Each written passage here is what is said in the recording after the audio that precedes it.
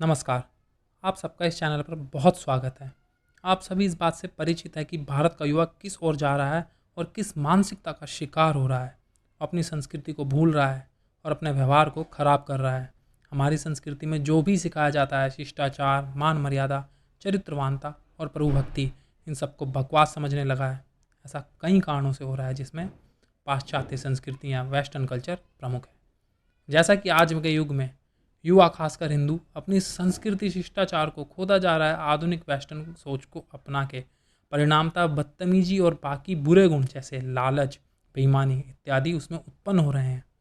दूसरा कि वो चरित्रहीन भी हो रहा है। यहाँ तो युवा ही नहीं, हमारे बड़ों पर भी इसकी छाप देखी जा रही है कि विवाह के पश्चात भी उनके बाहर चक्कर होना और शादी के बाहर तय संबंध बनाना इत्यादि, जिसकी वजह से हिंसा और बुराई की तरफ हमारा युवा और बड़े भी जाते जा रहे हैं। ऐसा इसलिए भी क्योंकि युवाओं को और बड़ों को चारित्रिक विशेषताओं के बारे में सिखाया नहीं गया और उन्होंने बुरे चारित्रिक गुणों को अपनाया, जिसमें पाश्चात्य संस्कृति यानी वेस्टर्न कल्चर का बहुत बड़ा हाथ है। एक चीज़ और कि आज के अधिकतर युवाओं में कोई खास गुण नहीं रह गया है। ऐसा इसलिए कि वो अपनी पहचान पर काम नहीं करते और मानसिक रूप से आलस्य का शिकार होते जा रहे हैं। आप न्यूज़ पर रोज़ देखते होंगे कि कोई ना कोई युवा सुसाइड कर रहा है, क्योंकि वो मानसिक रूप से कमज़ोर हो चुका है और उसकी सहनशीलता भी खत्म हो चुकी है। और ईश्वर भक्ति की बात तो कहीं दिखती ही नहीं। बहुत कम ऐसे युवा हैं जो ईश्वर भक्ति की तरफ जा रहे हों। तो इसको ठीक करने के लिए एक आदर्श, जिसे इंग्लिश में रोल मॉडल भी कहते हैं, उसकी ज़रूरत है। और प्रभु श्री राम से अच्छा रोल मॉडल और कौन हो सकता है। अब आप सोच रहे होंगे कि भगवान श्री राम हमारे युवा को अंधकार की ओर जाने से कैसे बचा सकते हैं। यदि भगवान श्री राम के चरित्र को आप समझें और देखें तो आप समझ जाएंगे कि उनकी विचारधारा, चरित्र और गुणों के पालन से ऐसा हो सकता है। भगवान को मर्यादा पुरुषोत्तम कहा जाता है। पुरुषोत्तम का मतलब सर्वश्रेष्ठ पुरुष है। श्री राम संस्कृति से प्यार करने वाले और बड़ों का आदर सम्मान करने वाले थे। इसलिए ही उनके पिता के उनको वनवास भेजने पर वह खुशी से चल दिए, और जब सीता स्वयंवर पर परशुराम जी उनको ललकारते हैं, तब भी उन्होंने उनकी हर बात का उत्तर विनम्रता से दिया था। यह उनकी शालीनता दिखाता है। श्री राम जी ने एक ही शादी की थी, हालांकि उस समय राजाओं की एक से अधिक पत्नी होती थी। फिर उन्होंने ऐसा नहीं किया और माँ सीता के लिए लंका तक जाकर रावण को हराया। यह उनके प्रेम को दर्शाता है।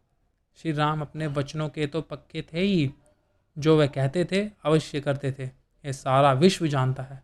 और शिव के वे अनन्य भक्त भी थे। इन्हीं सभी गुणों ने उनको राम से श्री राम बनाया और उन्हीं गुणों की आज के युवाओं को ज़रूरत भी है। पर लोगों को प्रेरणा के लिए एक आदर्श की ज़रूरत होती है। इसलिए हम सबको श्री राम के गुणों, चारित्रिक विशेषताओं को अपनाना चाहिए और उसका प्रचार प्रसार करना चाहिए।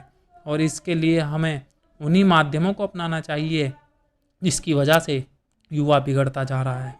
सबसे पहले तो हमें अपने बच्चों को बचपन से हमारी संस्कृति, सभ्यता और श्री राम के बारे में बताना चाहिए।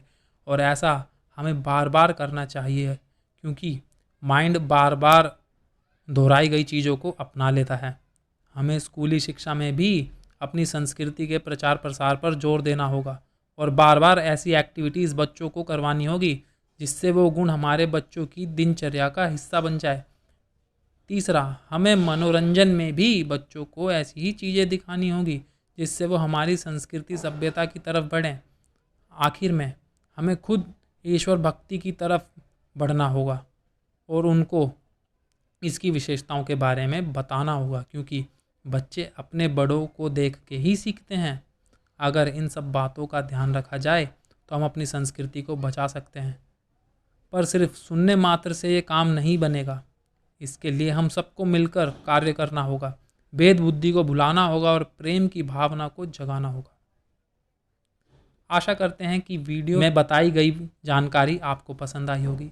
कमेंट में ज़रूर बताएं कि आप इसके बारे में क्या सोचते हैं, और यदि आपके पास कोई सुझाव है तो अवश्य दें।